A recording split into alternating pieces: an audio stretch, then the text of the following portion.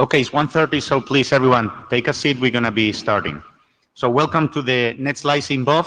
As I said before, we have a very full agenda, so we will try to go through the chair slides rather quickly, and then we will be giving 10 minutes lost to the presenters. And as we have said before, we will be quite strict. We have a 1-minute warning sign here for presenters, and we will cut it 10 minutes after you start. So note well, as you know, this meeting is governed by the relevant documents. If you haven't read them, please go ahead and read them. That's important. So this is a known working group forming BOF. When it was approved like that. And we want to thank our minute takers. So Sue, Kiran, and Ignaz, thank you very much. Do we have a Jabber scribe? The idea would be to take questions from the Jabber room and relay them to the mic. I can do it. Ted can do it. Thank you very much, Ted. And then the blue sheets, we just circulated them. Make sure that they cross the aisle at some point, so in the center they also can sign them.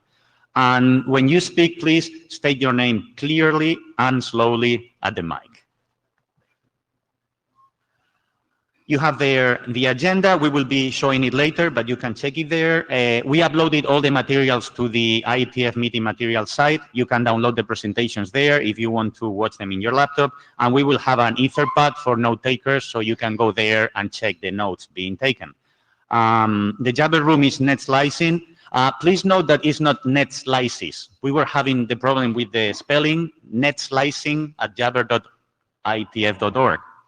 And then the mailing list, which is Netslices. That's the basically confusion. So please get the spelling right. Having said that, this is the agenda. We will first basically explain what's the purpose of the BOF, so we all understand that are on the same page on expected outcomes. And we will explain also how the IETF approaches this type of work, so we all understand where we're coming from. Then, as I mentioned before, we will have a set of speakers, and we have asked them to address 4 main questions. We will be talking about them later. And as I said, we will try and be quite strict with time, and we have assigned 10-minute slots, and we will try to enforce that. And then at the end of the day, at the end of the BOF, we will be answering the typical questions that any BOF needs to answer. We have slides about that. The purpose of this BOF, as we said before, this is a non-working group forming BOF. So the purpose of this BOF is not to form a working group, is to have discussions, gather information, and educate the whole community into the Netslicing area. In particular, we ask all presenters, basically, to address the following 4 questions when they are presenting. What do you mean by network slicing? We have heard a lot of definitions, and people don't seem to be on the same page when they basically say network slicing. We want to basically, dig into that a bit more. What are the main use cases they have for net slicing, whatever their definition is? What IETF work or IETF, well, what IETF work is needed, either new or IETF work in progress, and then what non-IETF work is relevant. And our ID actually asked us to state that the fact that this working group, this BOF actually, is in the ops area, doesn't mean anything special. It's just that, this BOF actually goes across several areas, and Benoit is basically acting as a host AD. So don't draw any conclusions from the fact that this is an ops area BOF. Adrian. So lots of you, most of you are IETF old handers, and so this is apple pie, but some of you have been attracted in by the prospect of this new work, so it's worth looking briefly at how the IETF might approach this work. So firstly, the IETF works on the internet and its protocols. If you have work that's something else, then it's not IETF work. We work best with focused working groups, clearly defined problems in their charters, achievable deliverables, and not working groups that span multiple areas with wide scope. That has basically not worked in the past. Also note that the IETF is not a research organization, so we're looking for tractable problems for imminent implementation and deployment. The whole running code thing is key. So There is the IRTF for bigger research problems, and there are plenty of other places to research. The IETF, on the whole, is not good at doing big, all-embracing, wide-scale architectures. We are best at on-the-wire type of protocols. APIs between software components, all inside one implementation, are basically out of scope. And we don't have a good history with APIs that are external. Although it's worth noting that Yang models fill that position. So we do have experience, we have external APIs, but we've also had some history with external APIs that have fallen very flat. So be a little careful with that sort of thing. Right, how to behave inside this BOF, obviously be civil. Listen carefully. What the chairs have discovered in preparing this BOF is that many of you use the same terminology for things that are slightly different. And it's very easy to talk past each other when you use a term and assume that the other person means the same thing. So be very careful to listen and understand that two definitions of the same term, you're both right, you're just using the term differently. Stick to your time limits. As Gonzalo says, we have a 1-minute warning sign, and I have an alarm clock here that will go beep at you at 10 minutes, and that is when you will stop. Save all questions for the discussion period at the end, unless it's a pressing question for clarification. If somebody has said something on their slide that is maybe a misspeak or slightly confusing, and you want them to clarify that in the context. But don't do the deep dive questions until the end. And those questions that are taken as we go along form part of that 10-minute slot. So if you believe you want to take questions in your presentation, then maybe 9 minutes is better than 10 minutes. Funny, when I page down on my screen, it doesn't change on that one. So we'll return to these 2 slides of questions at the end of the BOF, but it's worth just flashing them up here, things to have in mind as the BOF goes forward. So those were what is network slicing? What do you mean? Do we have a common view? Are there separate, distinct views using the same term, but they are very easy to represent as different views? And are those definitions clear? What are the use cases? So we should not be chasing absolutely every possible use case. We should be looking for killer use cases and use cases that there's a good body of opinion behind. They have to apply to the internet, otherwise why be here? And people must want them solved, not just agree that they're interesting. Then we're looking for what IETF work is in progress. Does that work need encouragement and tweaking, or is it just going fine? What other IETF work is missing and is needed? And then obviously, what work is there outside the IETF that we could utilize or maybe just redirect our efforts to?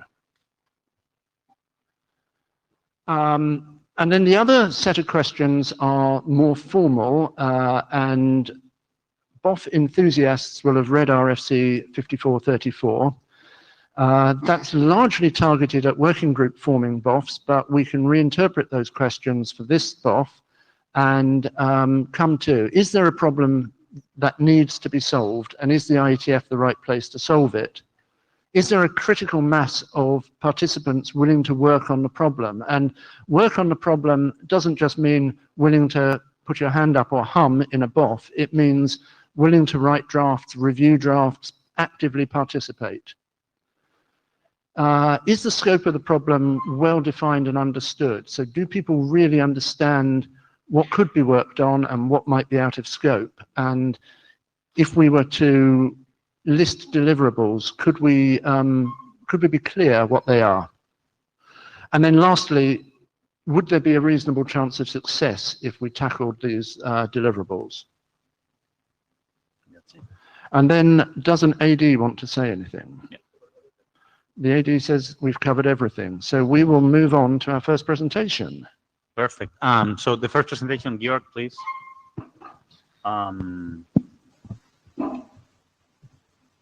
you can drive this from here. Oh, slide up. Slide. Yeah. Wonderful.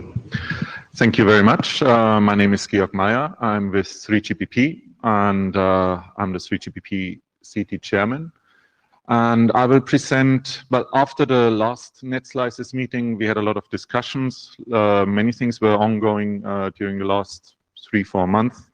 And one of the major questions was, what input does 3GPP, like in its official documentations that it has at the moment from 5G perspective, what input does it have towards this working group or the work that is discussed in this BOF now? And I just want to say a few things ahead. We have major discussions at the moment on how to make collaboration between 3GPP and IETF easier and more collaborative. This is driven by many people, I guess. And tomorrow there will be at lunchtime a presentation where we go deeper into these issues. So these slides here only focus on network slicing. And tomorrow then I will keep most of the network slicing out of the presentation, as I assume interested people are here. I have too many slides. You will stop me. And I have the important slides first. Can I just interrupt for Absolutely. 10 seconds? Benoit Clay speaking. So you are the 3GPP liaison for the IETF. I'm from the 3GPP side, the liaison towards IETF. Gonzalo is from the IETF side, the liaison to 3GPP. Good clarification. Yep. Thank you. You're welcome. So when we're talking network slicing, we're practically talking 5G. 5G is a project that we currently pushing forward in 3GPP. And this is a very simplified form of our timeline that we have. Release 14 has just been finished. Release 15 is overlapping with it, is ongoing. We have a deadline for release 15 for June 18, 2018. Then we will grant ourselves, as we usually do, 3 more months to complete the still open issues. So we're practically speaking about September 2018, where we will have to have a first workable release for 5G, something that can be put into products that could be put out there and would work. At least that's the plan. The deadlines that we have for release 15 and release 16, they are rather sharp. We always have sharp deadlines, but usually we can allow ourselves to linger a bit longer. For these 2 releases, that's not so easy. We have other influences from the outside world where we really have to make sure we meet these deadlines.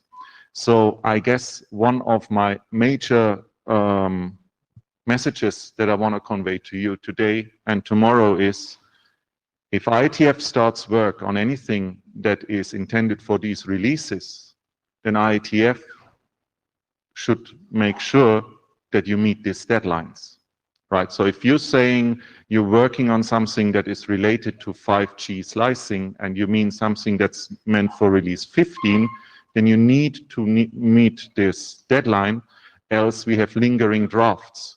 We have lingering drafts in other working areas, like for example with IMS and SIP. There it works sort of, but for this project 5G, the deadlines are really sacred and we shouldn't touch them. So please keep that in mind. Where do we go under work related to slicing in 3GPP? What you see here is the 3GPP structure. So we have done the high-level requirements already in SA1. So this is for the whole 5G project, right? But also and what you see here with the bubbles is the slicing-related ones.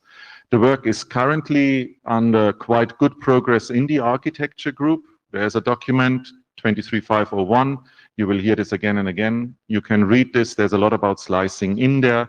There the work is in progress. In progress means these requirements can change. And they will change for sure to a certain extent, but it's the guideline you can take. Then there's a lot of groups where the work is currently just starting. So those that are outlined here, those are the groups that will mainly work on slicing. SA5 takes a bit of a special role here, and I will have more slides on that. And this is now what I really wanted to convey it here. So the question I think that was asked to me and several people are asking is, does 3GPP currently have dedicated requirements for any kind of IETF protocol or activity related to network slicing? And you're asking at the moment, currently, right? So it's something that we have in our specs, something where I can, without any doubt, tell you this is there. And for that, the answer at the moment is no. There's nobody in 3GPP that could guarantee you that any specific IETF solution would be needed or would be taken for network slicing. Why is that way? We are just starting, or we're in the middle of the architecture work. Architecture work normally doesn't look too much or too closely into the protocols. And everything on protocol, security, orchestration related, that's either studies ongoing or is just about to start. So I don't want to speculate. I hope you don't speculate on what 3GPP is needing. What's foreseeable? Well, there are several scenarios foreseeable. I mean, UE2 core, core internal, RAN, and so on. Many groups, as you saw, will work on slicing in 3GPP. But of course, we don't know the outcome yet. So seeing this, I just want to say, please don't shoot the messenger. I'm not saying you shouldn't work on network slicing. I'm just telling you at the moment, I can't give you any concrete requirements, at least not requirements on the level that you would need to start off your work. But usually how the work is done is that IETF goes ahead with protocol work, and then when 3GPP finds the requirements, they're looking around and see, are there protocols that fulfill our requirements? This is at least one way we usually do the work. And I would say if this working group, or if the working groups that you envision to do the work will go forward with network slicing related work, then for sure this will be something that we evaluate in 3GPP as possible solutions for requirements that we have. So now the rest of the slides is like practically I show a bit what we have in the working groups so far existing. So in SA2, the architecture group, we defined a network slice as a logically end-to-end network, and it's dynamically created. And when we mean end-to-end, then we really mean like it's the core network, but it's also the radio access network that can be sliced and that can be given either to a dedicated customer or for a very specific service as an end-to-end network. It's a standalone network like from a different operator. It includes the control as well as the user plane, a radio access network anyhow, and also non-3GPP access networks such as fixed networks. Yeah, and then SA5, the orchestration work is done in SA5 or will be done in SA5. They just started their work. If you want to follow their work, there is currently, they have finished the work on the study work on a TR. A TR is always for us a technical recommendation. It's a study, it's nothing normative, but it's good to look at it. It's 28801, and they're now starting the normative work in several specifications. So this is not the only one, but 28531 might be one that you would be interested in. So you find those on our webpage, and I would encourage you to follow our work also on these specifications. In the specifications, you find what we really agree on in 3GPP. So SA5 again, because this was sort of an input that I got. I have 1 minute. Okay, then I just jump over these slides. You have more slides in here where I try to summarize the different cases that we for the moment foresee. And I hope this is sort of a background information where you get an overview. If you want to follow our work, once more, you have to look into the related specifications and need to find out what the requirements are. Of course, we can also work more closely together on a expert-to-expert basis. Thank you very much. Thank you, Georg. Yeah, don't run with that. Alex? Alex? So, no. Come on, installing update? What is this? Okay, this is just too funny. Okay.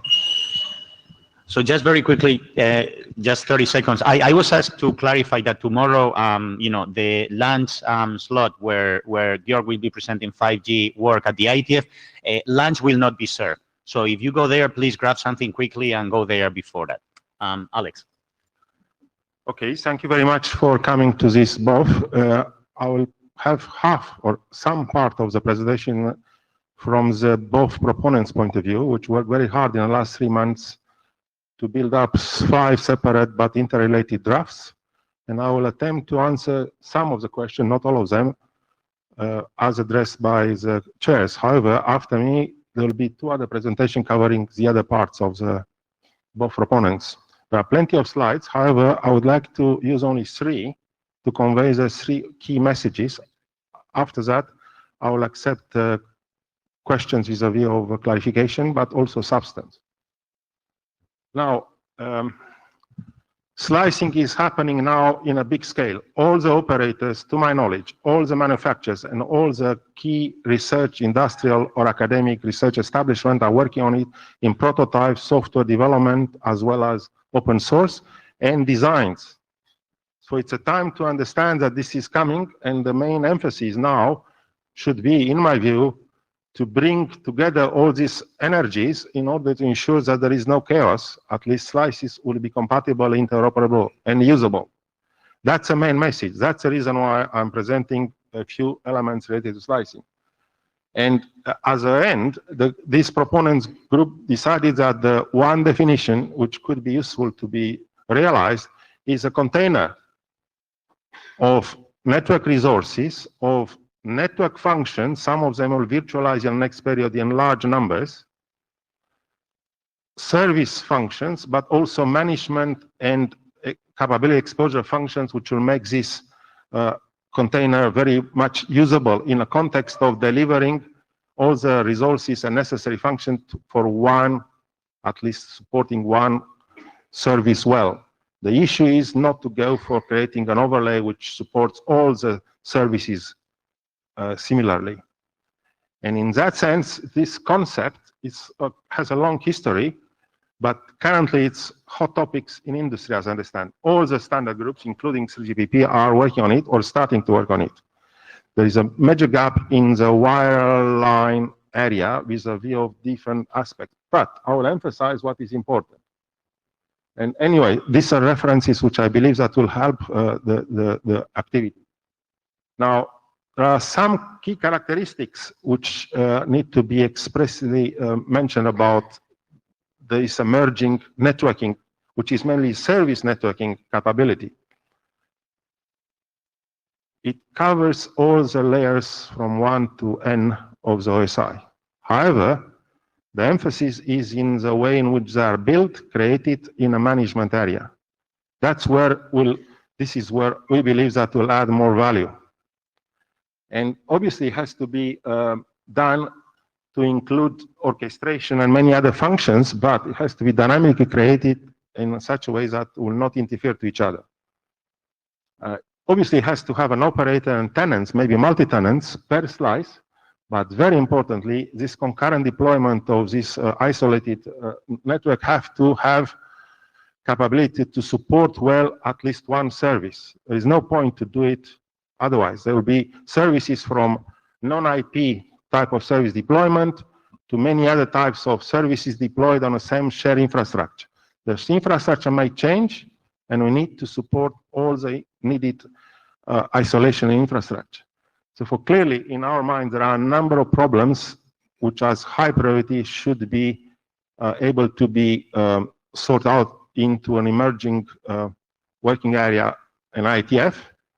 And we selected 10 out of 20, which we identified as the one which will make a lot of sense. Obviously, we have a little architecture which basically says that at the bottom you have the infrastructure, and that changing, and should not be precluding the work, which is the main work in network slicing, which is in the middle, which is basically management, dynamic management, embedded management operations and functions of and also the interface and interworking with services and the tenants and the orchestrate.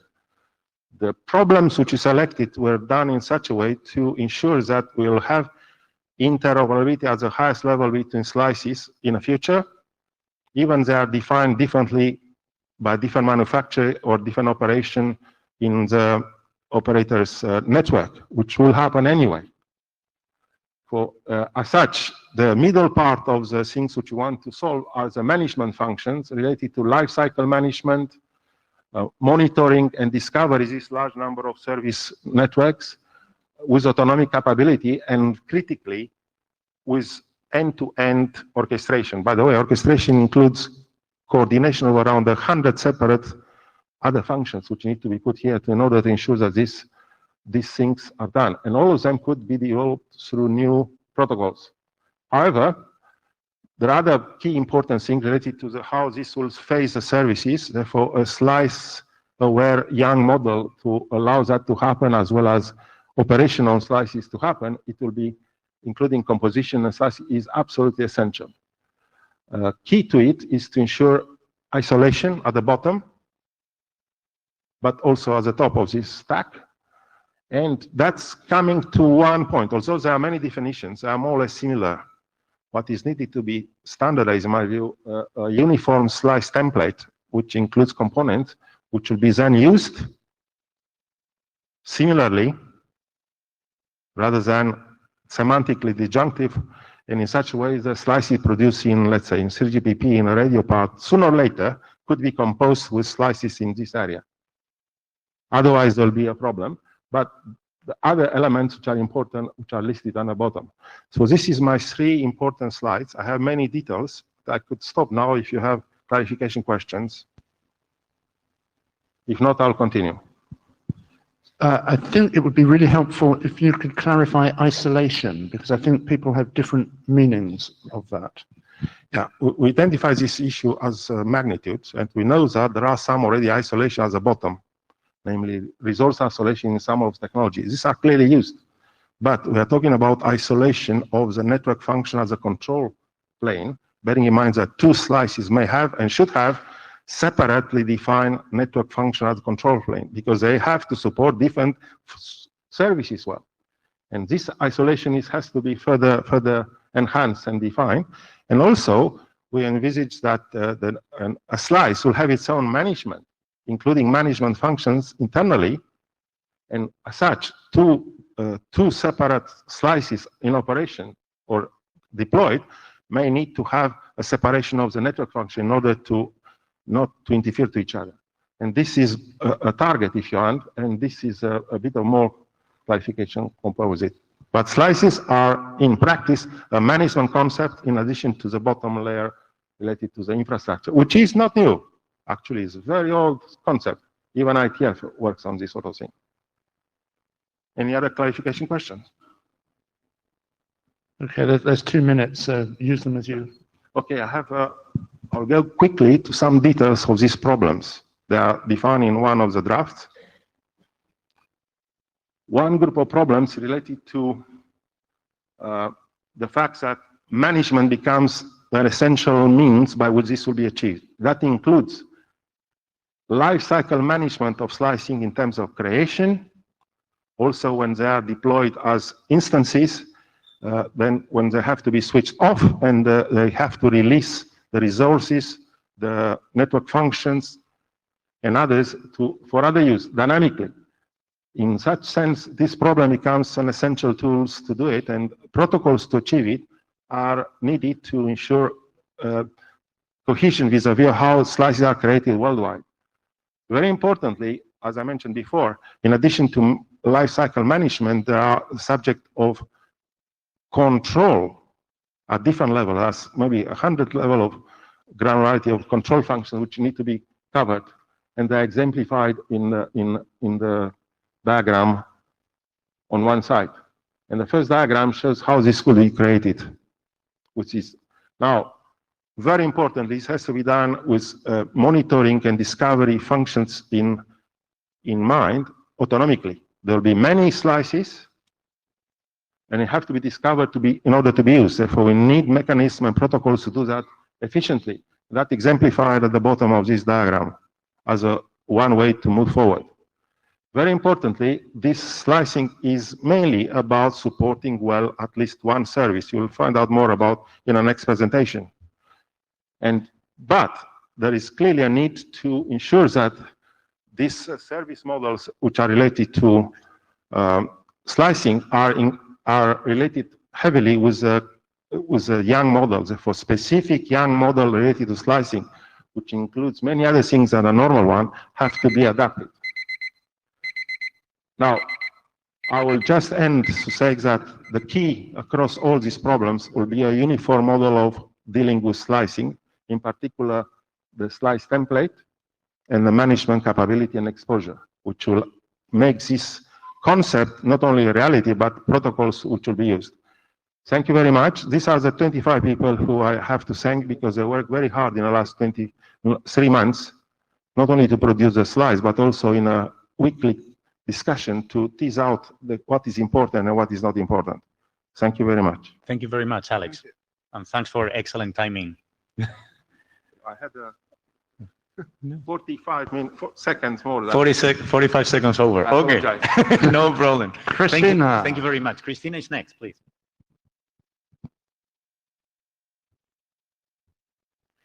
So you can drive the presentation from here and you have it there, actually.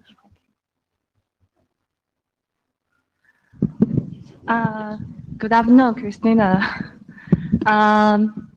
This presentation is going to talk about the main use cases and gap analysis for network slicing.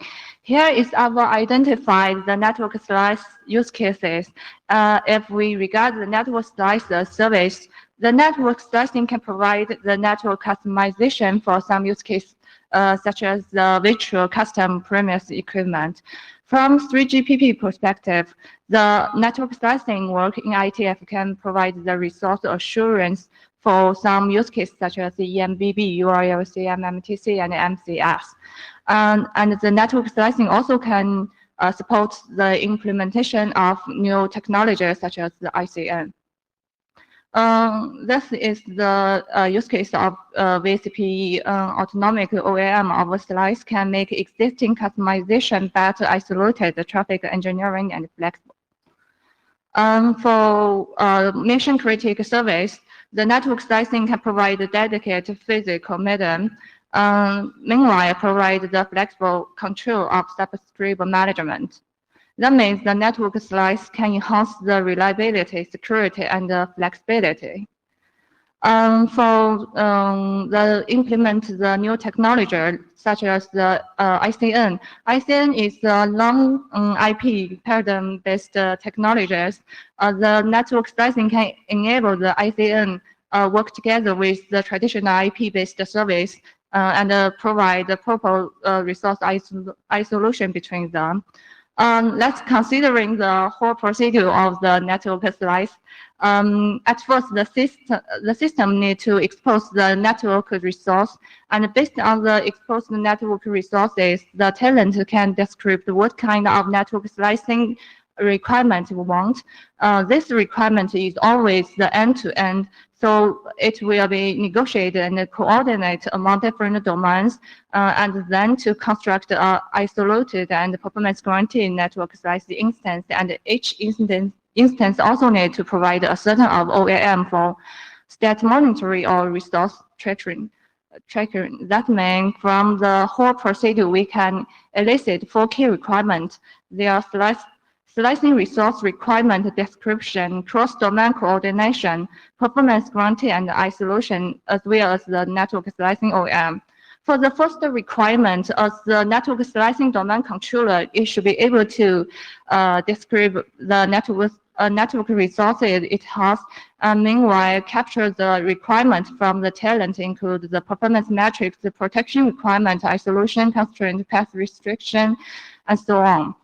The related work such as the young data model, the CPP templates, the tiers-based and tiers could be used here, but some of them let up the resource abstraction and management on layer 3+, and some of them need the extension of specification of advanced service function to be invoked and their invocation orders.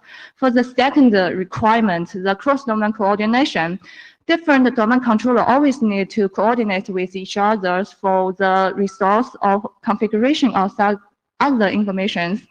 Some related work provide a hierarchical common platform solution for this kind of cross-domain coordination, but consider a more general scenario. That means different domain belong to different owners or administrators. So we think a flat or peering cross-domain coordination solution is needed in this situation. And besides this, the extension of network slicing specific behaviors and objects are needed. For the third requirement, the performance guarantee and isolations, different network slice should be isolated for the performance, security, or management reasons. There are a lot of related work here, such as the VPN, the segment routing, the DNet. We think the tighter coupling between the underlay and overlay and the enhancement to this plan and control plan needed. The last requirement, the network slicing OAM. Actually, the OAM itself has nothing new identified so far, but the problem is the network slicing has totally changed the granularity of OAM. We need to provide the personalized OAM for different talent. Meanwhile, since each slice may cross multiple domains, and this domain may belong to different providers, that means we also need to consider the per domain OAM. And another possible usage is that is a lot of service implemented on a common slice. So we still need to consider the per slice OAM. As I already said, there's nothing new here for OAM. That means the technology-specific OAM tools, the overlay OAM and some other solution could be reused here, but we need to carefully considering the customized granularity of network slicing OAM. Here is our conclusion. We list the 4 key requirements in the horizontal, in the vertical direction.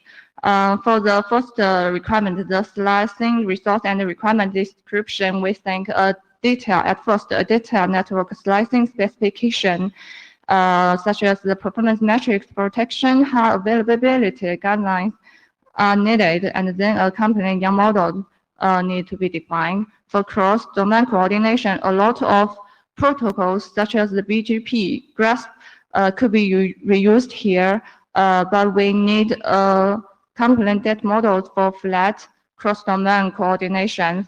For the performance guarantee and isolations, the extension work based on this related technology such as the VPN, the MPLS, and segment routing are needed. For the last requirement, the network slicing OAM, in order to perform the per slice, per domain, and per service OAM, we need to add some additional information to traditional OAM packages. That means we need to consider how to define, how to generate a recycle manager, this additional information. Meanwhile, we need to consider how to perform the OAM on multi-slice shared resources, how to autonomically discover the service function instance and their capability and the network slicing instance.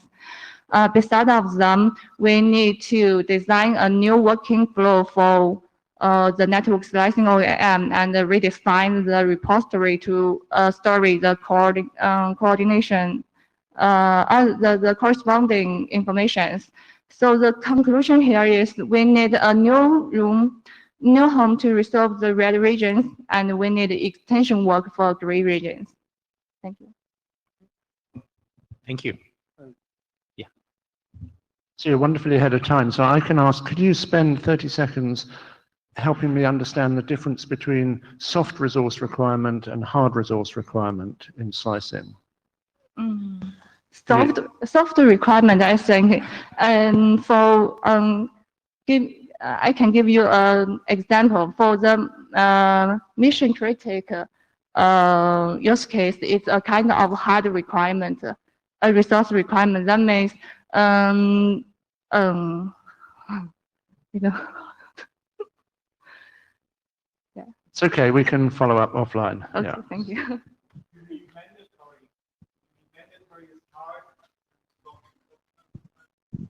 So the question from the floor was does mandatory mean hard and soft mean sort of optional? And did she nod? I couldn't. Yeah. Okay, Dan.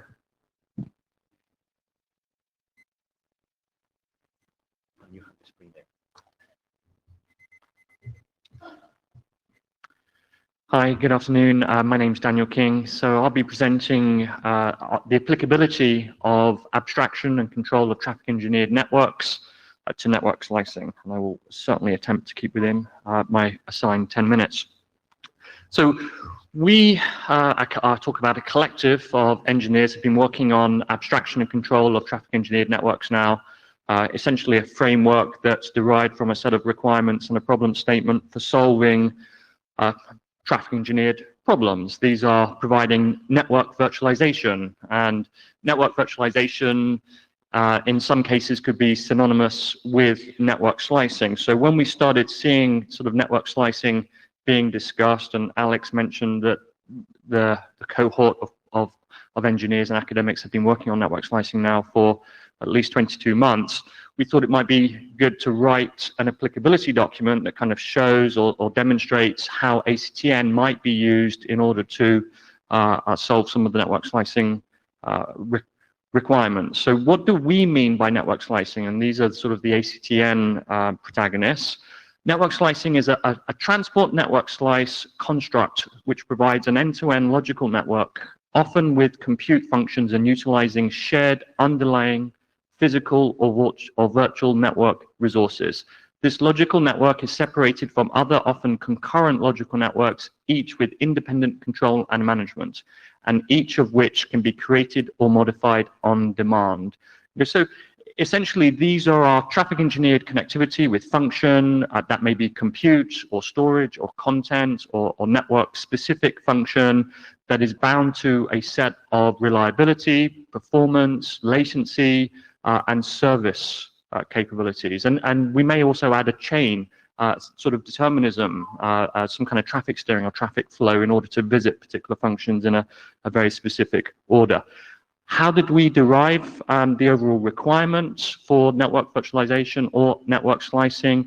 Well, we have a set of requirements documented specifically in a requirements document, but also a problem statement. These are associated across a number of dimensions: isolation, function specific requirements, performance, security, control, and orchestration, which we can sort of put under the management umbrella, and also, of course, the need for multi-domain capability. And this, we've seen already multi-domain perhaps in terms of administrative regions or administrative systems in a horizontal fashion, but also vertically as well, where we've got a sort of cooperation of layers to provide connectivity and capability to some higher layer application.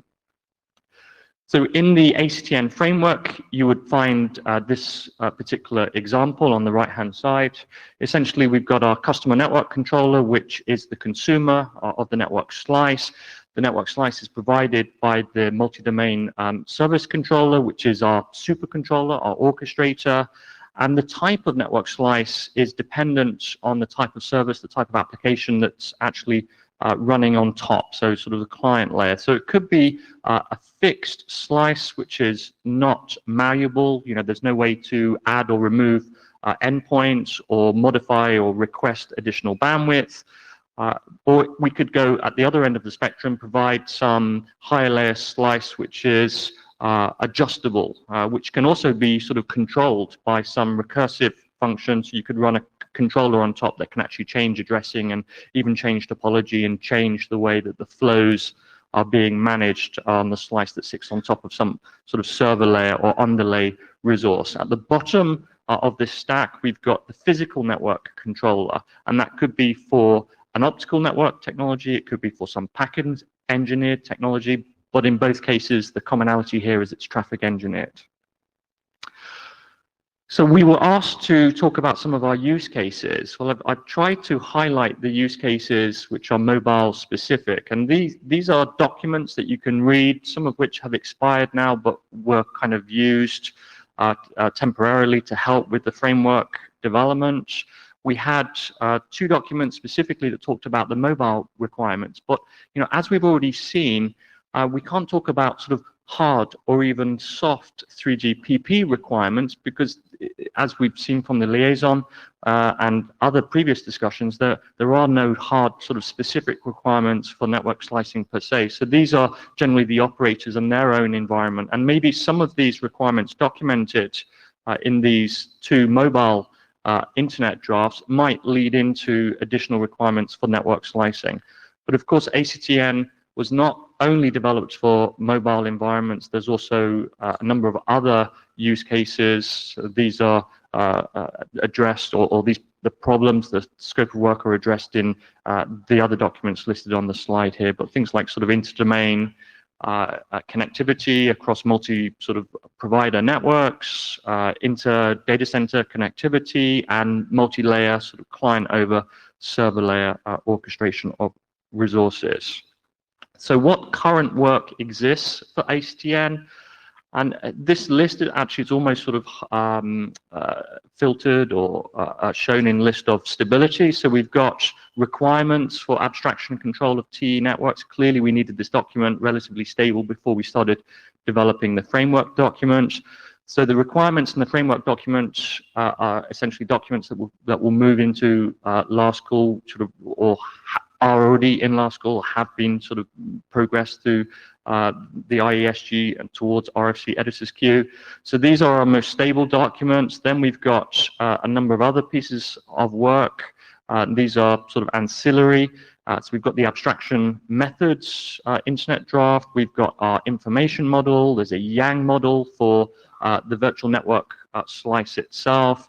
And we've also started thinking about the OAM, essentially sort of telemetry, network telemetry. So how do we provide a feedback loop from the underlying network resource in order to have some kind of application awareness? It may be SLA specific. We might have to modify some server layer resource as the network changes, and how do we actually record and use that information? And there are also other documents as well which aren't on this list that talk about what type of existing Yang model could be used combined in order to have a model-driven approach when we need to set up or tear down or modify resources from that underlay/server layer. There's a question at the mic. No, I was just waiting to ask a clarifying question until you were done, and watching the clock, I assumed it would be soon, but finish first. Oh, actually, I'll come up for breath. How's that? And you can answer the question. So earlier you mentioned how multi-domain had a couple of different meanings, and one of them seemed to be across administrative boundaries. From your later slide, I assume what you meant was cases like your multi-tenant MVNO, where there are administrative boundaries but a single network. But I wanted to ask you the clarifying question of whether any of these TE networks that you're describing with ACTN are multi-ASN. I think in theory, the architecture or the framework supports a multi-provider environment. Whether or not that's something that's actually going to be deployed in the near term, I think it's still an open question. In this case, what you could have is each PNC could be operated by a different provider or a different operator. They would provide a slice of the resource to the MDSC that could be a broker, and then other sort of application enterprise, very large enterprise customers could then talk to the MDSC to actually ask for some kind of specific connectivity, and then depending on what each of the PNCs were providing, the MDSC would make an economic or technology selection.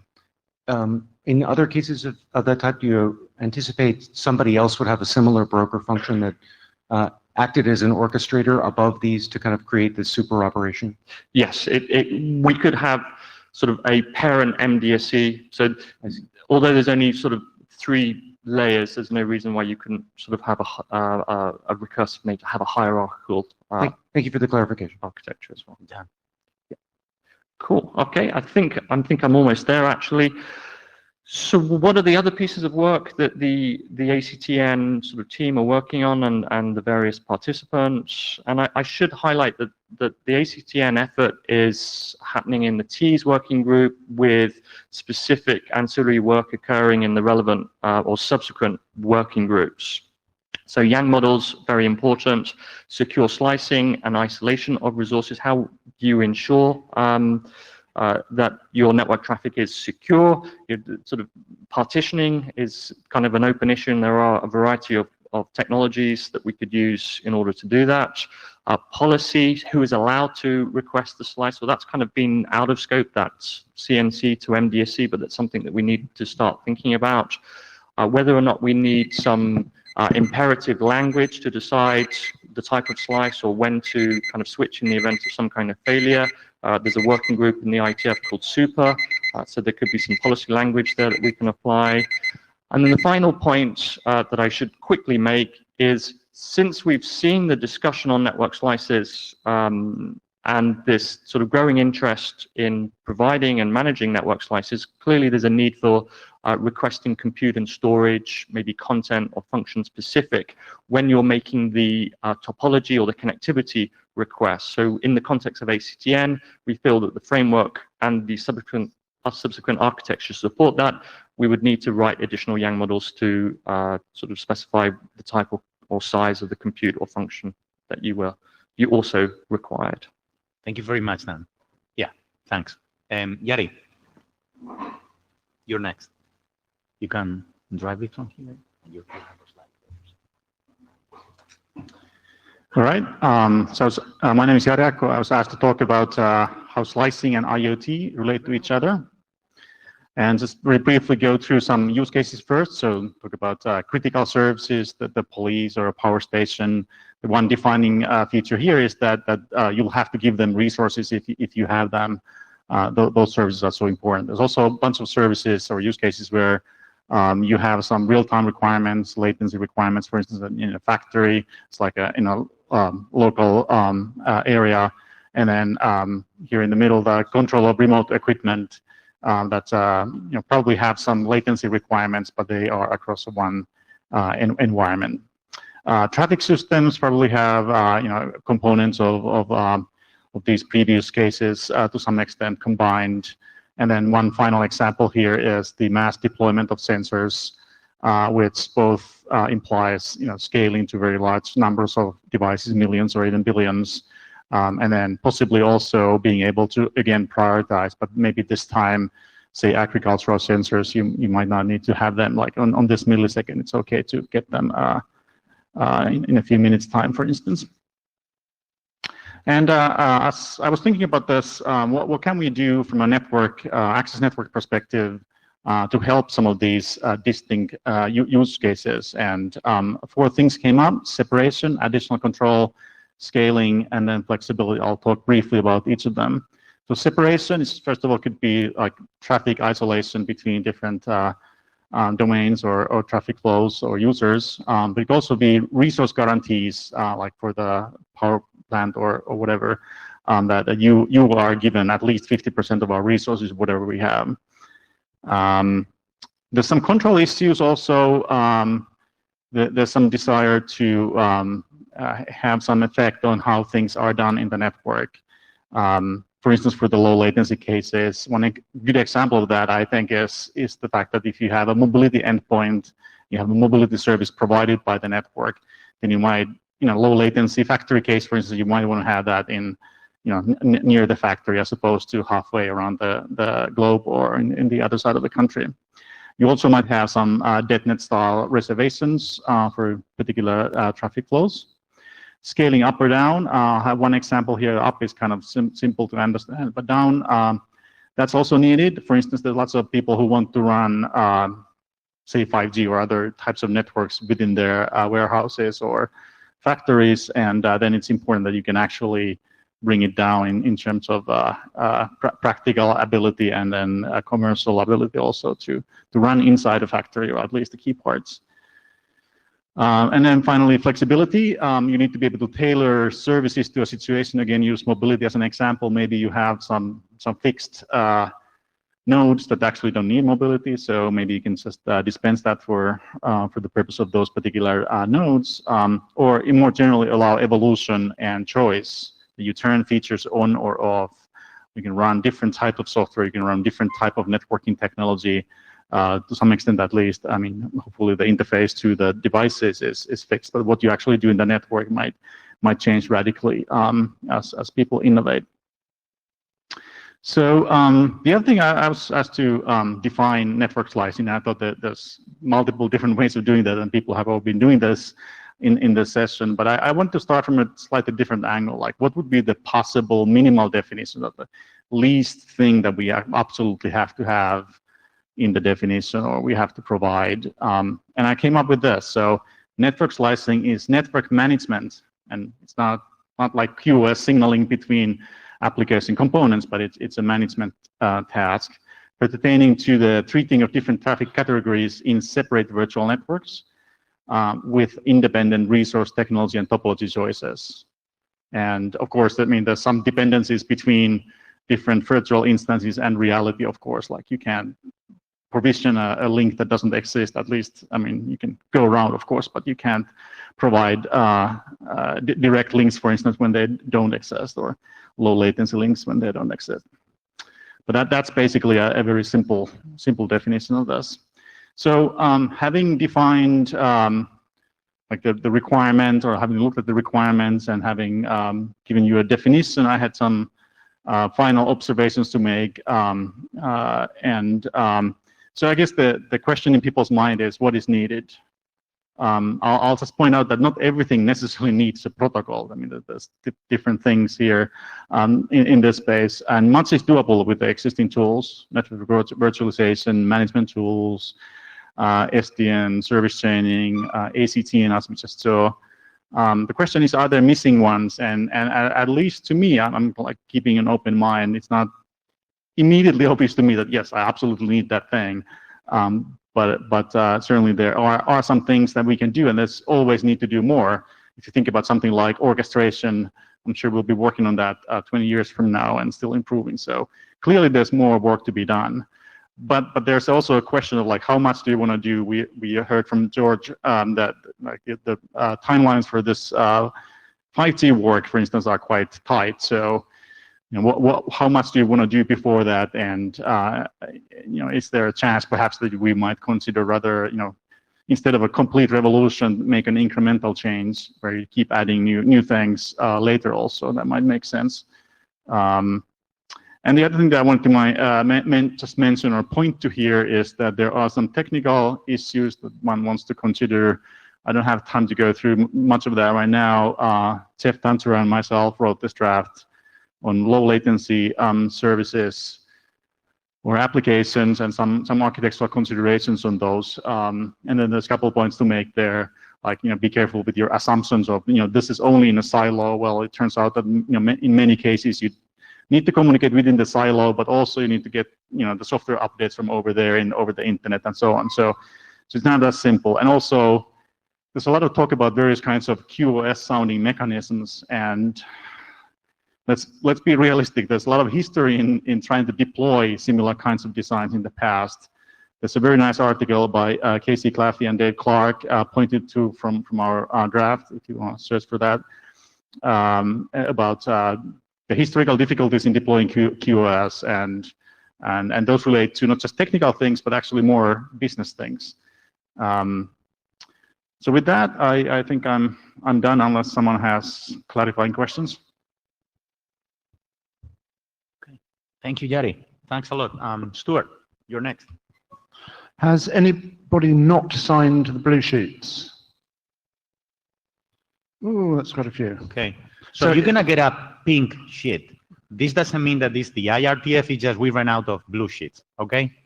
So we had more people than expected. Stuart, the floor is yours. Okay, thank you. You can write. Okay. Yep. Next slide and yep. Previous slide. Okay. Thank you. So I'm a plumber, and I'm going to give a plumber's perspective on net slicing. What I'm interested in doing is getting the bits from A to B according to the characteristics that cleverer people than me have already set up. So what do I mean by network slicing? So for me, down in the implementation lower layers, data plane layers, it's a two-layer network where the underlay provides the resources and the overlay services the tenant. Tenant can have the degree of static and dynamic isolation that's needed to support both soft and hard slicing and the complete spectrum in between. So what do we mean by hard slicing? The model for hard slicing is that it's a separate physical network. But of course, you wouldn't want to, you may want to implement it like that, but you don't get any statistical multiplexing. So the trick is to figure out how we give the majority of the characteristics of a separate physical network to a virtual network, so a network implemented with multiplexing. Soft slicing is very similar to classic packet multiplexing. You can't read another user's traffic, but if the other user is on the network, then the packets bump into each other.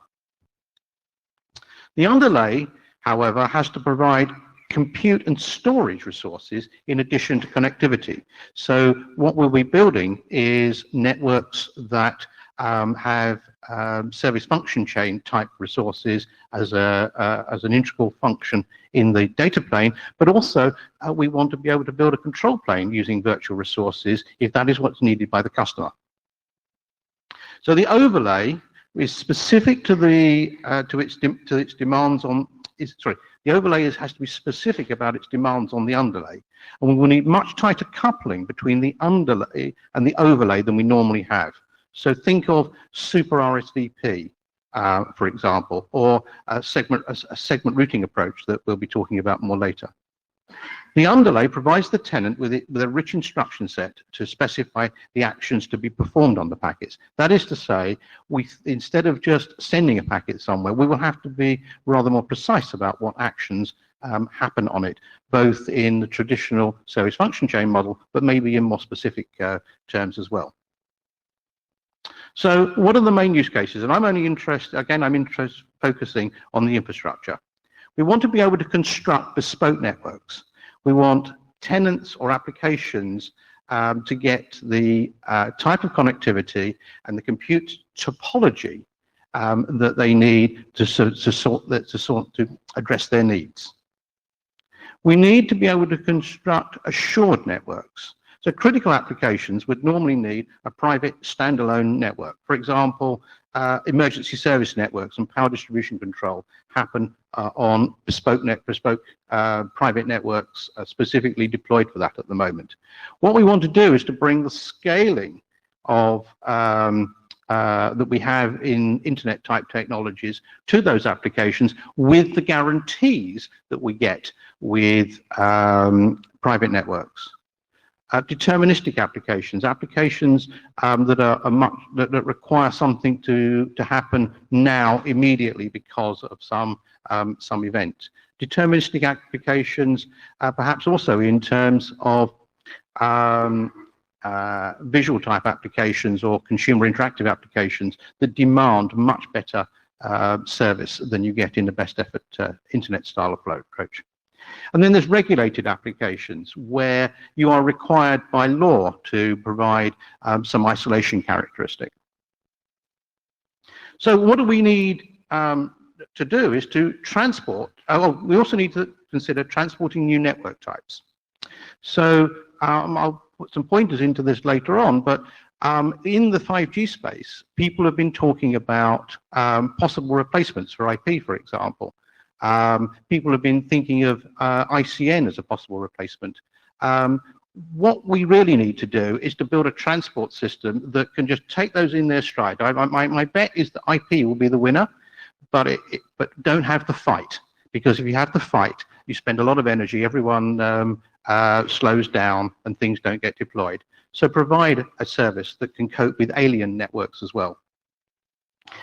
And also, of course, if we enhance the capabilities of the internet network, people will find new applications that we don't think of.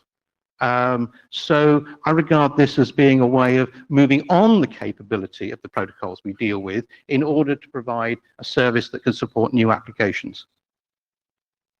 What work is in progress within the space that I'm talking about?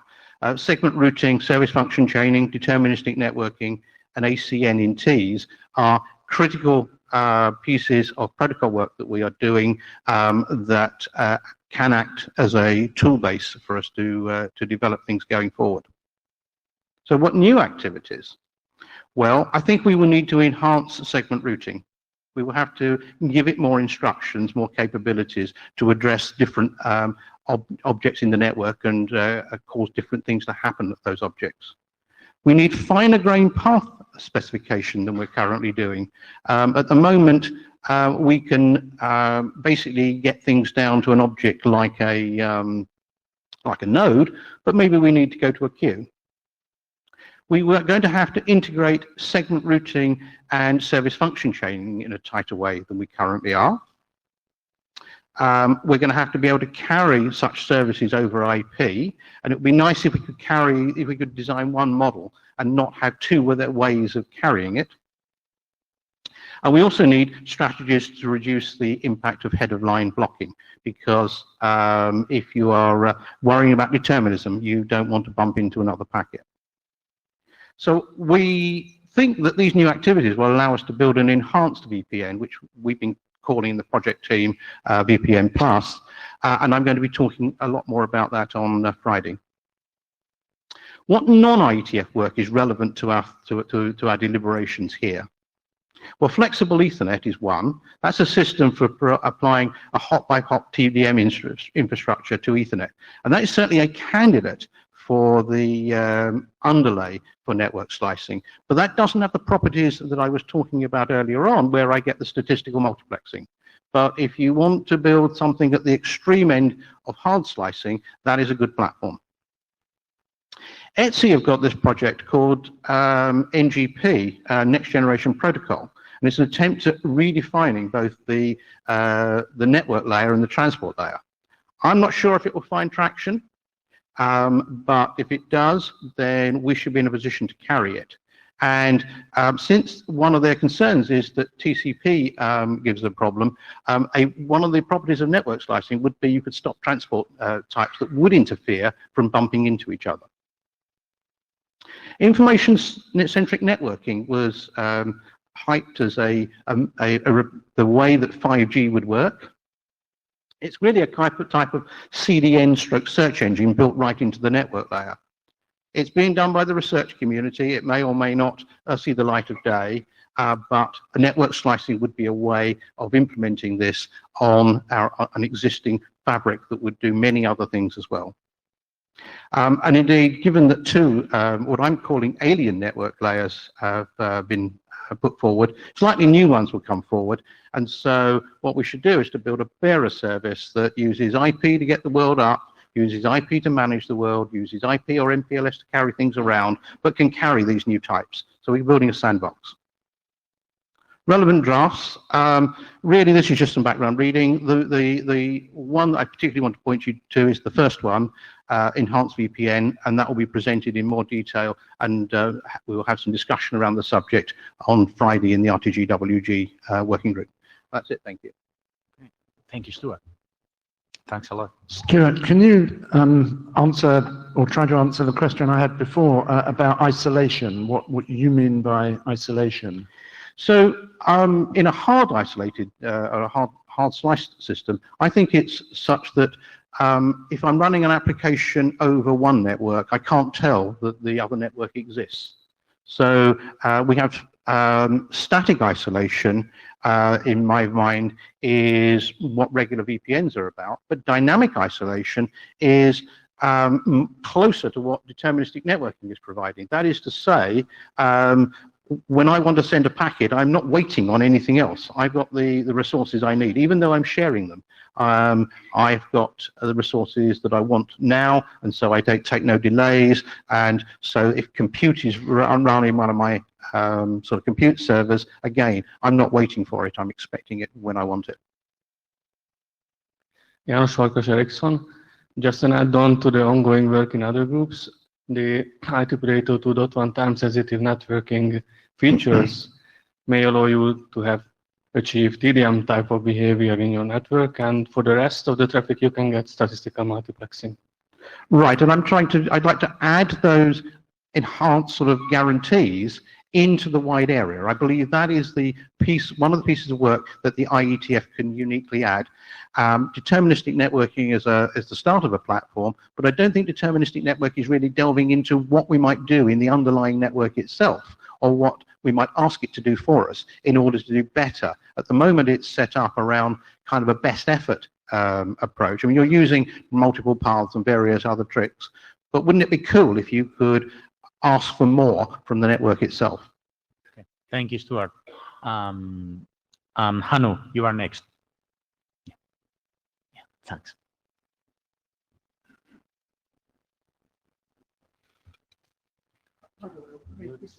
Next slide, previous slide, and you have the screen there. All right, good.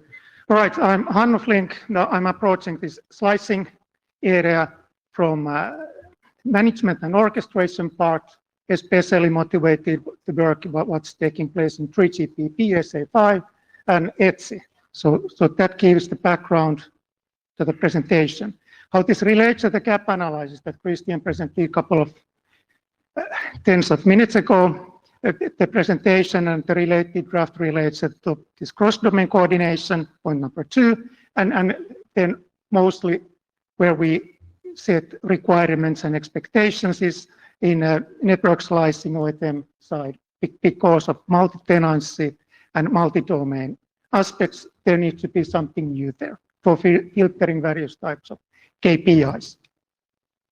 So answering the above questions that were given to us earlier, what network slicing is, it is a tool for implementing multi-tenancy, sharing network resources and sites among multiple tenants.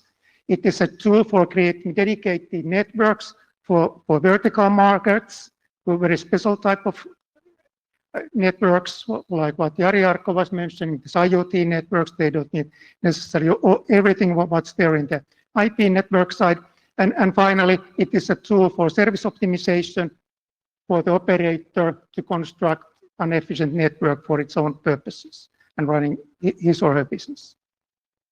So what we take as a starting point, the network slicing as defined by next generation mobile network that was also adapted by 3GPP SA5 and ETSI. This is the information model taken from 3GPP SA5, which shows 2 domains here. We have the connectivity service domain and then the network operator domain. A network slice provides multiple logical networks on top of partially shared network infrastructure. A slice may include several network components, and in 3GPP terminology, they are using network slice subnets. So one slice could contain these network slice subnets, multiple of those. Transport network in this model is one of these network slice subnets.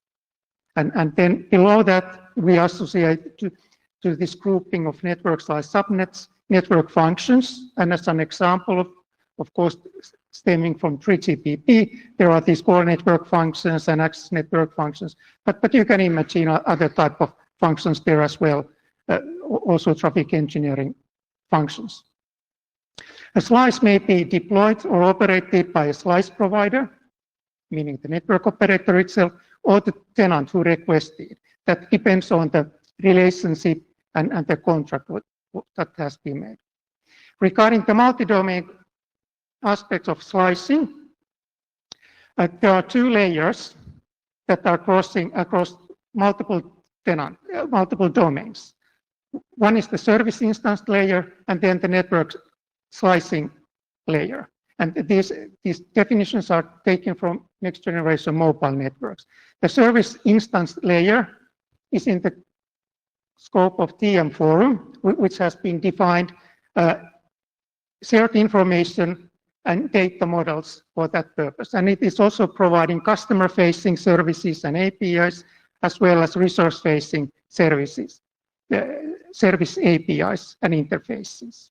They're kind of northbound interfaces from the network slicing manager towards the service instance. And then finally, at the bottom, we have these domains, and the domains may be technology specific, that ETSI is working there, IETF is working, and many other bodies are working on their own technology domains. Regarding then the multi-tenancy, how it impacts, multi-tenancy leads into notion of recursion. Here the picture shows again this communication service management function, network slice management functions, which is expected to come from the network operator, and then the network slice sub-network management function. Question is, are these APS1 and APS-A and APS-B equal?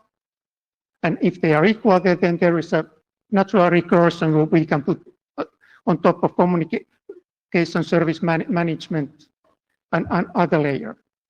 So orchestration creates slices and associates network functions to them and set up the connectivity between these. There are virtual network functions as well as physical network functions, and their lifecycle management differs quite a lot. So that makes a bit of a difference what can be managed under HCMano and what is the existing management systems. Nonetheless, because of the recursion, there is a strong need for service fulfillment and monitoring between these layers, especially what comes to capacity, security, quality of service, and mobility. It's not only isolation of resources, but also the ability to the operator to provide correct level of control to the tenants. And we foresee at least these crude 3 levels of control that network operator can provide to the slice consumer. The slice consumer is allowed only to monitor the selected KPIs. This is like a dashboard type of operation, if you wish. Then the slice consumer may have a limited control of configuring the given network functions and onboard some certified network functions from a catalog, or then it can provide a full control to the slice consumer, which is running possibly its own monostack. Of course, the last one is very rare one. It's a bit of exaggerated, but still there's a possibility. Nothing excludes that. So what this leaves us to is that there needs to be some management entity that is dealing with these abstractions and consolidating these FCAPs to the slice consumer. And this is what we are showing in the graph. We are introducing network slice management function, which is sitting on top of HCMano, and then on top of network management systems. And these network management systems, they gradually grow towards these virtual network management functions as we increase the functionality of these network slice subnet management functions. And here you can see the dependencies, interfaces, and possible places for protocols that we foresee to be important. So to wrap up, there's a lot of work ongoing in the non-IETF area, especially in management aspects. But in order to ensure whatever work IETF is taking, we need to align this work. And what parts need to be aligned are the abstractions and data models. They need to support multi-domain and multi-tenant operations, interfaces between the relevant functions, support for recursion and varying levels of exposed control for tenants with different capabilities. And then we pinpoint that there is this need for functionality that consolidates the OETM FCAPS performance indicators that slide consumers. This is the concluding slide. Okay, thank you, Hannu. Benoit. Benoit, a clarifying question, please. So if you go back to the previous slide, sorry. So can you clarify what you want to solidize in the IETF? Because it seems that you want to have a full NMS OSS system. With this picture and one of the first picture we saw in the problem statement, right, where you spoke about template management, about network slice repository, lifecycle management, end-to-end orchestration. domain orchestration, cross-domain prediction of domain, right? Maybe not cross-operator. And what do you want to do? What is your goal here in the IETF? You want to have the full NMS OSS in the IETF? No, no. Well, I'm highlighting that these bold blue lines here. They are showing the interfaces that we think need to be defined here. And I'm not too clear, what are those interfaces? Some of them are non-existent. In the concluding, I like that. This is work to be done. This is both. So if you look at the concluding slide set, there I state what I'm expecting. Data models, compatible abstractions, these interfaces, support of recursion, and then means to consolidate these FCAPs. Right. These are the elements in order to implement it. The framework of what I was showing. The clarifying question that I'm after is interfaces, okay, APIs, okay, typically models, fine, between relevant functions. I'm not clear what the functions are. Is this something that you want to have slice management on devices? No. Or no. Cross-domain? Cross-domain, yes. And the cross-domain part comes, where do you put this network slice management? We are saying that it's on the service instance layer, which might not be of business of IETF at all. As I showed in my slide, there is this TMF forum which is working on that. Okay. Is that a clarifying question? Yeah, quick clarifying question. Srigandavalli, Cisco. So do you foresee any new protocol definitions when you say standardization of interfaces? Is it new protocols that you plan to define or extending some No, existing we are protocols? not suggesting any new protocols, possibly extensions. We should start from this, that we are able to support this recursion and multi-domain aspect. Multi-domain creates some policy issues. We are not supposed to be releasing very sensitive information to our neighbor, and we need to be able to encapsulate the data models. Thanks. Okay. Thank you very much, Hannu. Okay, with that, we concluded our presentations, and now we're going to have open discussion. So I will be showing this slide so you remember the questions we were asking. So if people going to the mic want to address them, that'd be great. Comments on the presentations we saw, they are also welcome. And please keep in scope and be concise because we don't have so much time either. And just to add, there's nothing to preclude presenters from also going to the mic to make their own points. Hi, Tal Mizrahi, Marvell. So I have a question from the first speaker, George. We understood that 3GPP is not really waiting for our work, and they probably know how to define the slicing models and architecture on their own. So my main question is, who is the target audience of the work that we discussed today?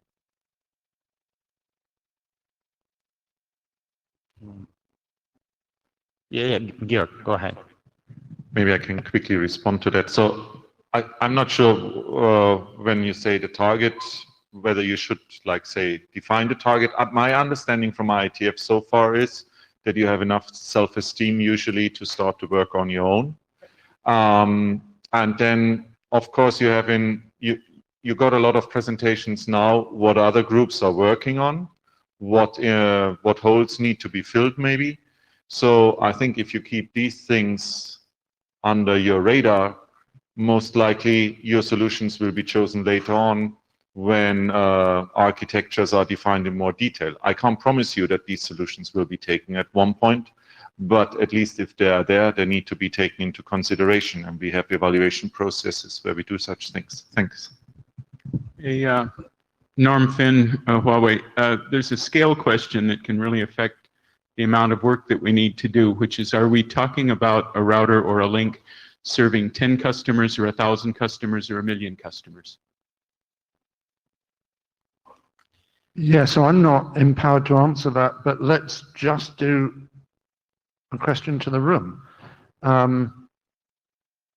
In the room, I'm going to do a three-way question, 10, 1,000, 1 million. Which do you think is nearest? Who thinks it's nearest to 10 customers per link stroke node? Sorry, I would like to answer. So we'll come back to you. Who thinks it's nearer 100? Okay, you don't get the question. So Norm was asking a scaling question. How much are we slicing? Are we slicing in the order of 10 customers utilizing a link or a node, or are we looking at 1,000 or 1,000,000? Do I mean 10? Yeah, 10 slices, or 1,000 slices, or 1,000,000 slices. So 10. I see of the order of 20 hands. 1,000. Similar number, 1,000,000. There are only 2 optimists, 3 optimists in the room. Okay. And for people remotely, I mean, there were anyway very few people raising hands anyway, and we have a full room. So Alex, you wanted to address that briefly, or? Yeah, I would like to address it. Before VPNs were invented, or the question was how many, what's the scale of it? As the technology to implement it evolved, and now is the norm, that moved from few to many. I think that as slicing will come to the same view, namely sooner or later it to be properly implemented and mature at all the levels, in particular management, as it was mentioned, and then the answer will be very many, because this is going to be sooner or later the abstraction. We don't need any other things on which all the other elements could happen. That's another way to look at it. Okay, thank you, Alex. Daniele, please. Daniele Ceccarelli, Ericsson. I would like to try to make a summary of what I heard in these 90 minutes. That'd be perfect. Then let's see how many people agree with me. I doubt that. We have different types of domains. Let's say radio, totally out of our business, at least for the moment. Transport, we have different requirements. Someone believes they are almost all addressed with actual tools available in ITF. Personally, I agree with them. Some others believe something is missing. We can work on that. I wouldn't say there is the need for new, huge work, but probably augmentation to what is already there would be enough. Then the cloud. When I speak about cloud, I think of NFVI, packet core out for the moment. NFVI, this is where I see a little bit more meat. We have a lot of solutions, but silos. Maybe we could start working to make these domains work together. Again, personally, I believe it's just a matter of augmenting what is already there. I see ACTN as a perfect starting point to use the young models we have in ACTN, topology, T-topology, augmented with NFV information, NFVI, things like that.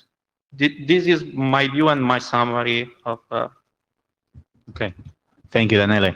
Before we go to the other mic, I think he was waiting longer. Right. Please. Leon from China Mobile. I don't have really specific questions, but I would like to share some of my observations, maybe helping the room understanding what we as a both proponents understand as network slicing and what 3GPP really think network slicing is. So in 3GPP SA2, it's clearly state that network slicing defined by 3GPP only include RAN access network and packet core network. So this is has been written down in the latest version of 3GPP SA2 document.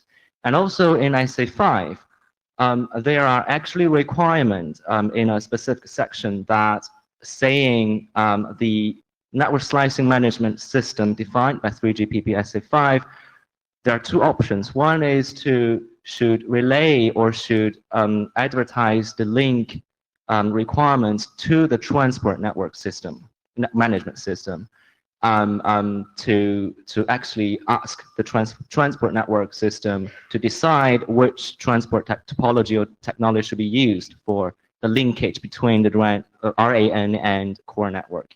And option 2 is assume that the 3GPP network slicing management system has an approach to know the transport information to decide itself. So that's clear to me are actually considered some sort of requirement for the transport area to work on, of course, in this in terms of this information models that can be provided between these two systems. And also another point of view I would like to share in responding to Hanu's presentation, we can discuss this offline as well. So I actually don't agree regarding transport network as a NSSI, which is network slicing subnet instance, because here I quote in SA5, it says a NSSI may include core network only, or RAN only, or both. So this is actually aligned with the definition in SA2. It does not include transport network. So my understanding, network slicing, these two words in 3GPP only include RAN and packet core.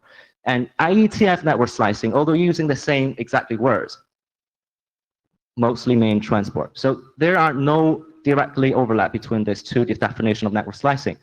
And that's my understanding, and that might clear many people's mind what we're talking about by network slicing in terms of network domains. So, yeah. Thank you. Thank you very much. Jeff, you're next. So, with regards to scope, and probably talking as A.B. Shepherd for the both, I think focusing on 3GPP is wrong. Number one, there are no requirements coming from 2GPP to us yet. Number two, if it's very much 3GPP focused, it will result in deficient solution focused only on radio and packet core. But there are additional things that lead to network slicing. It's not new. We've been doing L1 VPN, L2 VPN, L3 VPN for quite some time. However, the network slice definition has always been a transport layer. We've never looked into resources, right? If you're trying to do L3 VPN, you're not losing a number of CPU cycles on P router. The difference now, the network function crystallization brought these functions. The mobile edge computing or multi-access requires proximity-aware workload placement, which requires whole notion of network slices. What it really means in terms of resources, networking resources to place workload, to reach workload, to deploy it rightly. So we should focus really to address industry problem rather than focusing on 3GPP or MEF or any other organization. And the scope should be as such. Not really. They're not telling us anything, so we are not doing anything. From my perspective, from personal perspective, it's wrong. We should focus on industry needs, not on particular SDRs. Okay. Yeah. Thank you, Jeff. We'll stay there and then we will go to the next mic. So, Dave. Okay. Dave Allen Erickson. One of the things we want to avoid, I think, is the mistake of conflating all of the requirements of network slicing as needing to be satisfied by all of the network. Because when you look how networks are built right now, there is the RAN component, the backhaul, the packet gateway, etc., the provenance of 3GPP. Technologies like CIPRI, the concept of the baseband hotel, etc., are actually going to suggest that an awful lot of these functions are co-located, which means many of the slicing requirements are actually going to be isolated from the underlying network, and many of the critical control use cases, such as critical machine type communication, etc., are actually going to be handled by that co-located equipment. And the same stringent requirements are not going to be required in the network that extends beyond that into the wide area network. So if we actually think we are going to extend all of these very demanding use cases ubiquitously across the network, we're solving a problem that does not need to be solved, because this is really about intelligently arranging the deck chairs to address things as much as anything else. Thank you, Dave. Shri, Kundwali, Cisco. So I have one general comment on provisioning domains. So in multiple MIF working group, MIF, there was one work item called multiple provisioning domains, MPVD. So a lot of slicing concepts are present in that work. Somehow that work didn't move forward, but I really want the BOF group to really look at that work that was done in the past. Okay, thank you. Warren. So Warren Kumari, maybe what Dave said clarified this for me somewhat. I'm not sure. A large amount of the discussion seems to feel as though it sort of assumes that the network exists everywhere and looks the same everywhere. So if it's this like thin layer of stuff which you put all over the place. And it doesn't really work like that, right? Networks get built so that you have more capacity where you need it, and it gets built sort of according to what the existing use is. If you expect that you can go along and say, I would like some network capacity from here to here with latency that just isn't doable because the network doesn't look like that, or more with sort of QoS type profiles that look like this, that means that the network needs to be built with way more capacity than currently exists, or with the ability to punt some set of people off when this comes along. This, I think, means that things are going to end up way, way, way more expensive. And I think that a lot of the sort of, we would like to be able to do X assumes that the network is going to be there. And in order for the network to be there, you need to spend way more money. So if people are okay with that, you know, maybe that's fine. But I suspect providers are not going to want to build to that sort of level, you know, with just ubiquitous capacity everywhere, because then it's fairly easy for people to move to my competitor. And then suddenly, you know, I'm left with this extra space. Don't know if that was coherent. Thank you. Yes, please. Igor Burskin, Huawei. I just want to say that I fully agree with Jeff, and I disagree with the, I'm sorry, forgot the name, China Mobile gentleman. Basically, when he's saying that a network slicing is only concerns the packet switching layer and transport network is not involved in the network slicing, I disagree with that. This how things may look to the network slice user, but when we talk about network slice isolation and all kinds of constraints and like bandwidth and delays, reliability, stuff like that. So this would intimately involve management of transport network. So we will really have to deal with that. Thanks. Thank you. Please. Yeah, Jedong from Huawei. I have a similar opinion as Igor has. We are expecting the requirements from the 3GPP on the network slicing, and at the same time, IETF working on the transport network, and we will expect this capability of the network slicing to provide the service for the vertical industries for the more general use cases also. So I think this work should be useful in IETF. Okay, thank you. Benoit. Benoit Claes, is it possible to go back to the problem statement slides and show one diagram there? To which one? The one done by Alex, please. Yes. Slide number 4. So I would like to, again, try to understand what is required from the IETF in the NMS OSS part, this one there. Yeah. So I see all these arrows there. Typically what we're doing is we're dealing with networking in the IETF, all right? And there I see like the network slice management orchestration, and I'm wondering if you want to have all these done in the IETF, and if not, which interfaces. To come back to the orchestration presentation, the gentleman spoke about APIs for service functions. So what actually do you want to have here from the IETF? That's a very good question. First of all, I would like to say that I am fully in agreement with Jeff here. There is no point to wait for requirements from outside to start work here. Bearing in mind that the slicing activities are mainly about managing the transport network, but even more to ensure that this transport network is supposed to carry well the traffic for at least one service well, and not for everything on a bay time. But to answer the question is that we're talking about embedded management protocols in the network. And that includes, in my mind, new ones which are need to be created in no particular order. The coordination of all this slicing under the name of orchestration, either in one domain or multiple domain. It's essential. Second, protocols related to discovery and monitoring of this slicing, which are very dynamically created. which need to be created autonomically, not by hand, and so on.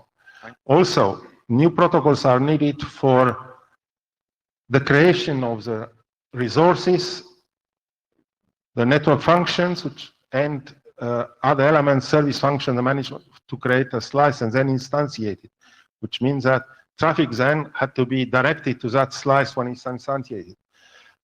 New protocols are needed to allow elasticity of the slices, i.e. triggering elasticity when the service requires more resource or less resource, more or less network functions, more and more are going to be virtualized anyway. This has to be dynamically created and enhanced. These are pure management of the transport network, which in my view, it is part of the essence of IETF. And this is where this work will add value of substance. I think that also it's overestimating it too much to look only at the traffic engineering. This is beyond traffic engineering to some extent. And this is probably the complexity which has to be dealt. Underneath, to answer the question about isolation and others, there could be many type of network, SDN-like, non-SDN-like, many guarantees of different kinds. We should cover all of them because at the end of slices, we should cover all these parts. And it's a time to find out what is mature in terms of solutions. But in my view, solutions for these problems are needed in the next 2 years in order to catch up with the industry, which is working in parallel anyway. Can we go back to the question, please? So to my question, you want to standardize the arrow over there, the one at the bottom, right? Only that one in the IETF. Is this correct? No. I also mentioned the arrows about, namely, how tenants is supported, as well as the protocols inside the middle box, green one, which are necessary to ensure sooner or later that 2 slices could be operated and uniformly. So basically, you want to have a full NMS OSS, right? But an embedded set of protocols. This is not full NMS NSS because it doesn't cover all the FCAPs. And also it doesn't show how this will be linked with the classical, let's say, the existing OSS, which is not the case. Therefore, I'm looking only for these slice-focused embedded management protocols which are needed. And in my view, they're needed urgently. Right. So I've been involved in those NMS OSS, at least those aspects of multi-tenant, cross-domain, cross-controller, part of FCAPs. This is really complex. Basically, what you want to have is a full kind of product which are sold to do, if I take an example of an L3 VPN, right? So this is what you want to have by having the arrows at the top, right? Because whenever you start to go between the slice provider, this is like at the top of the NMS OSS, I want to request a service. It should be multi-tenant. It's going to go to different networks. Somehow, it's kind of easy to create those APIs because a Yang model is an API, right? Create slice, delete slice, extend slice, right? I can do that very easily. The hard part is whenever you have to map this to the different technologies. In the routing one, we saw segment routing, we saw TEAS, we saw VPN plus, we saw all this. But this, I mean, this is like code that we have to write with if statement, if I'm a transport network. And by the way, the slide definition is also about access and data center. So if data center, if transport, if this technology, then I do all this. So this is code in the end. That's what I'm starting to say, that it's the full NMS OSS you want to have here standardized.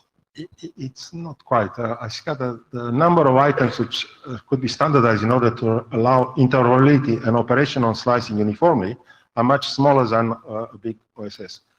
Second, obviously, this mapping which you mentioned has to be done. It's probably per slice, given the fact that a slice has to compose to be specific to one network, SDN, like, for example, like ACTN does, or not. So this mapping have to be multiple, and indeed is part of the job. Now, how to put together all things is part of the process which I call the template, which need to be instantiated and used uniformly. Otherwise, a slice in 3GPP will be totally different from a slice in my pocket. and so on and so on. So we need a level of interoperability, and that's where, and one thing I disagree with you, it's not so hard. It's just complex. We need to move on. Okay. So we have 5 minutes. I'm cutting the lines. So you guys, please keep it below 1 minute. Jeff. Without volume exhaustion. So the key success factors for anything are consumability and traceability. And to bring it directly back to IETF, any solution in slicing will require recursiveness. It's multi-layer, multi-domain by definition, which will bring some requirements in regards to young and way we do data modeling. And this should be discussed about now because we are producing these models. Number two, our APIs are as good as our data models, which brings back young again. We expect data models or API generated from the data models to be used to create slices. They might not work as we expected. So there's immediate work and attention on IETF side to provide right set of APIs and rightly structured data models to be able to actually create and instantiate slices. Thank you, Jeff. When I said I was cutting the lines, I meant I'm cutting the lines. Yeah. Please. Thanks, we have a 7-layer architecture from the OSI. From the different layer, we can define a different slicing. For example, from the CPPP, the most focus on the layer 2 slicing. But for the IETF, we most focus on the slicing up to layer 3 layer. I can give an example. In 3PP, we define the mobility management based on layer 2 technology you can hand over. But in the IETF, use mobile IPv4 or IPv6. The totally different technology solve the same problem to mobility management. Also, if we said VPN, in IETF, we have at least a different 2-layer VPN. One is layer 2 VPN, another is layer 3 VPN. Even some people say that peer-to-peer technology can be used to create a VPN on the application level, like Skype, Immute, BitTorrent. So from my point of view, if we start slicing, we first restrict which layer we will be focused on. Even layer have a different technology and requirement. Okay. Yeah. Thank you, Aaron. Aaron Falk, Akamai. I'd just like to point out a piece of related work to this. Over a big part of the last 10 years, I worked on a National Science Foundation, U.S. National Science Foundation funded research network called Genie. You can find it at genie.net. It is a national scale collection of cloud computing interconnected by layer 2 networks that are dynamically assignable resources. This was the first time that I'd heard the term network slicing, so it's been around in that community for a while. There's running code and opportunities for people to play with the mechanisms there for doing resource discovery and stitching together of network segments. This stuff has been around in the Research and Education Network for a while. Turns out that it's really hard when you start wanting to make guarantees. But if you're trying to provide best effort end-to-end connectivity, possibly with a small pool of reserved infrastructure for special users, that kind of thing can be done, and it's actually running now. Okay. Just a quick comment to that. I've been around the same communities, and it's worth noting that it's actually never seen a use case outside of experimentation in those communities, which is a good point to what Warren was saying, that it's fine, good and fine to build these things, but you got to actually have a use for it. Okay. So we keep on the same mic, and we will finish with Yari. One thing I have to say about what was presented as a set of use cases, it's so large and so encompassing that I just cannot see how a piece of work for above can be isolated out of that. Especially if we start to add non-3GPP historic cases that predate this and which clearly associate a network resource plus some non-network resource to it. Because Genie is not the first, is not the only one. The VCP sub-product as a whole is a classic case of slice, and it predates the 3GPP effort by years. And there were other efforts as well. So especially if we keep this as an IETF work, which is not wholly dependent and wholly serving 3GPP, and if we keep the amount of wish list, which Alex presented, I cannot call it anything else, we're never gonna get anywhere. This needs to be cut down to size. Okay, thank you. I mean, just to clarify before we go into Yari, because there's been like 4 or 5 of you talking about that. Obviously, this is not about 3GPP, and that's why Georg made the statement. And as any other IETF both, if we find work that is relevant for the internet, the IETF will tackle it, regardless of whether or not it comes from 3GPP, Broadband Forum, MEF, what have you. So I hope this is crystal clear. Yari. Jari Eriksson. So I wanted to respond to Warren's comment earlier about the costs. And obviously, you can't request things that don't exist in reality. So that things will be limited by that, but also they will be limited by the usual market behavior. So things that are harder to get by are going to be more expensive. And if lots of people request that and they actually pay money for that, then that's great. If less people do that, then it's more resources available for those that actually do require that particular thing. So I don't think that's a major concern. I would rather argue that if there's a cost concern here, it's more about the complexity, as pointed out by the previous speaker. And I am it's IETF does a lot of great work in this space. Also, others do, open source organizations and so forth. I think we need to continue that work, expand on that work, figure out what additional pieces we need. But we should not go totally crazy and attempt the impossible and this or that and all the possible requirements. That's maybe too much, in my opinion at least. I can't fit it in my head. Thank you. Okay, thank you, Yari. So with this, we close the mics and we are moving to, as Adrian mentioned before, the 54-34 questions, which even though they are basically geared towards working group formings both, but this is the questions we will ask. You want to go ahead? So let's sort of start this with a hum. Please hum if you believe you are now more intelligent than you were when you came into the room. Okay. Please hum if you are now more confused than you were when you came into the room. That's a few hums, but not devastating. Let's jump to the third bullet here, I think, which is the scope of the problem well defined and understood? So really that comes back to, do we have a clear understanding of what net slicing is now, or at least do we believe that there is a problem called net slicing that we need to investigate further and pin down? So let's have a hum on that. Do you think that the scope of the problem is well understood? Wow, have I gone deaf? Well, I mean, we should probably take the opposite hum as well. So if you don't think is well understood, please hum. Okay, yeah, so Greg is asking a third hum. Do you think this problem is now better understood? Hum now. Okay, so the people who thought it was well understood already thought it was well understood. And for the note taker, I mean, we got a much stronger hum on the fact that it's not well understood.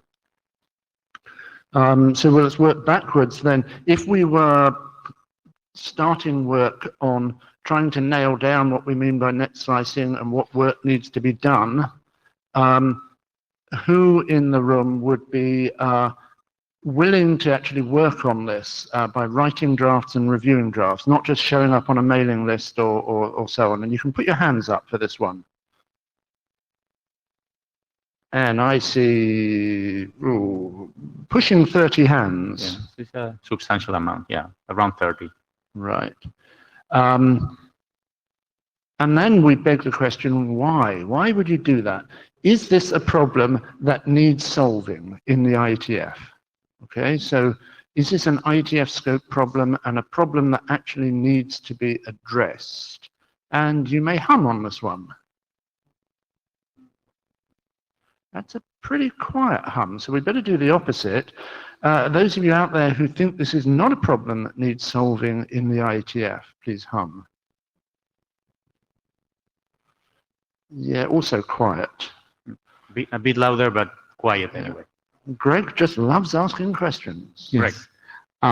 Okay, I might explain why I didn't ham on any of the last questions, because I think that what to me was clear in the presentation of net slices in the problem statement.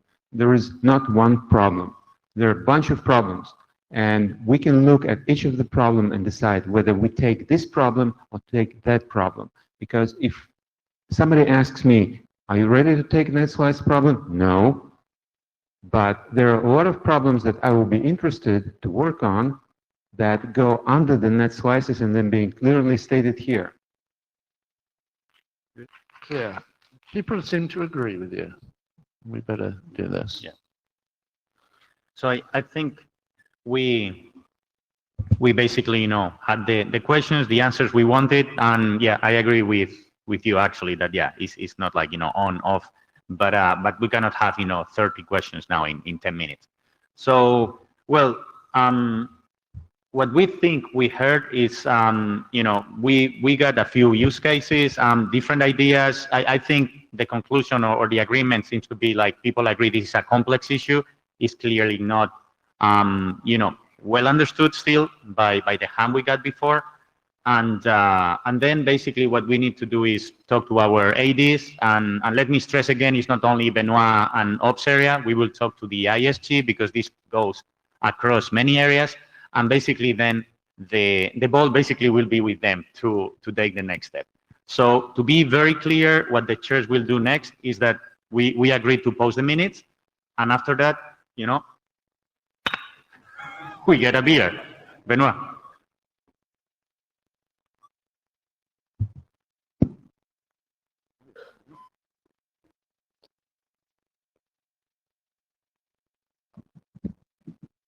So the hard task to try to summarize this. So I took some notes.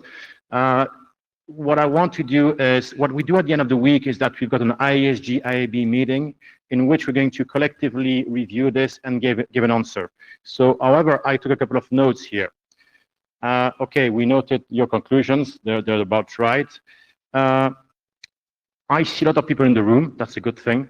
And by the way, thanks to you guys, you can start drinking. So network slicing has got a specific notion in 5G, but we heard that we don't have any 5G requirements at this point in time. I heard as well that we might have some use cases that are not 5G related, and somehow I'm not surprised, because when I see the definition of network slicing in the problem statement, well, it's so large that basically it covers everything. So the location, it's access, transport, DC, it's compute, storage, networking, it's a data plane, control plane, management plane, it's physical, it's virtual. So I'm sure there are use cases that are non-5G. So the key thing is to find the one that we want to solve if we want to solve them here.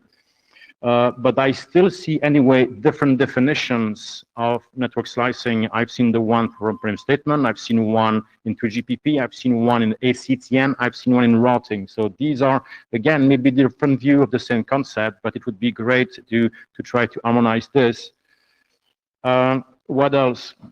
I understand that, and I come from ops, so I will mainly speak from the ops point of view in this case. So I understand we want to have slice management, and that makes sense, right? We want to be able to create slides, to extend slides, to delete slides, sorry. We want to have the ability to do OEM, right? Because in the end, we do network slicing to have a service with specific characteristics. Now, on the NMS OSS part, I'm confused here. Because typically it's not something that we do, and to be slightly provocative and to make people react right on the mailing list, so keep working, is it seems there's a bit of I want a pony here. I want a button which says I want a network slice, and because I've got this API that says give me infinite bandwidth and packet loss of 0 and delay of 0, I will get this automatically, right? But behind this NMS OSS, as I call it, there's a lot of things that must happen, right? And as I mentioned, creating a Yang model to say create slice is like piece of cake, right? But how do we map it to the network below? That starts to be very difficult, specifically because of the different location, the core, the transport, data center, because let's not forget, there is like compute, storage, networking, and maybe the RAN as well. So what else? There are, I heard that there are parts that are being worked on in the ITF, in ACTN, for example, in routing. I've got 1 minute, that's good. So in my 1 minute, I heard also from the IoT plantation that there are nothing required, so there is like maybe a mix between the two. I'm quite happy that nobody mentioned I want a new in-cap. Good. And I think that's it. Okay. Thank you. The last point is like what the proponents should do while you are doing your next step, taking it. So we had a couple of discussion here. I've been also provocative to make people react, right? I propose that you use this week with the proponents and actually even with the people who are not proponents to make sure that they agree as well and coordinate on the points that we've been discussing this week. Okay. Thank you, Benoit. Thank you, everybody for coming. Thanks to the minute takers who had a hard job. Thank you to Jeff Haas for the loan of his timer. Yeah. The meeting is adjourned.